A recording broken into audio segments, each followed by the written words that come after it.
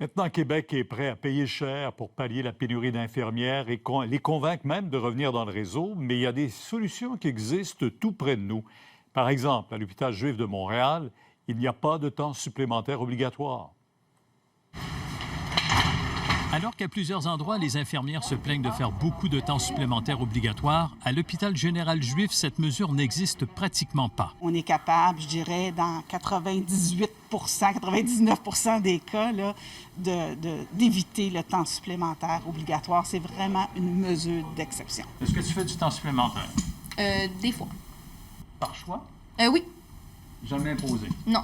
Pour éviter les heures supplémentaires, toutes les infirmières, jeunes et moins jeunes, ont des horaires en rotation et peuvent donner leur préférence 6 semaines à l'avance. Ils travaillent de rotation de jour-soir au jour-nuit. Et ils ont la possibilité de faire des jours à 8 heures ou de 12 heures, fait que c'est un horaire très flexible.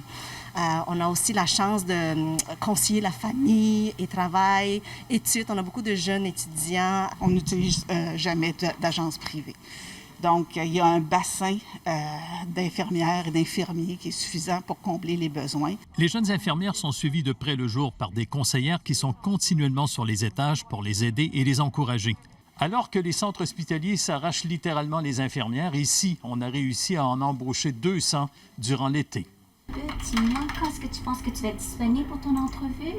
Cette conseillère s'occupe du recrutement auprès des collèges et des universités. Elle nous dit que les candidates s'informent d'abord de l'obligation de faire des heures supplémentaires. Et je peux vous dire que je sens vraiment un soupir de soulagement quand je dis ça à la relève infirmière que non, ici, il n'y a pas de TSO. Où je travaillais avant, il y avait souvent des temps supplémentaires obligatoires, puis ça faisait vraiment l'ambiance. L'ambiance était lourde, le monde était plus négatif. Tandis que quand c'est plus volontaire, l'ambiance est plus... est plus positive. Naomi peut compléter son baccalauréat en travaillant. Elle espère quitter cet étage de médecine pour travailler aux urgences un jour. Ses supérieurs s'engagent à l'aider.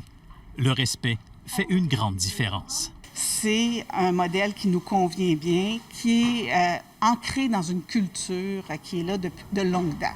Harold Gagné, TVA Nouvelles, Montréal.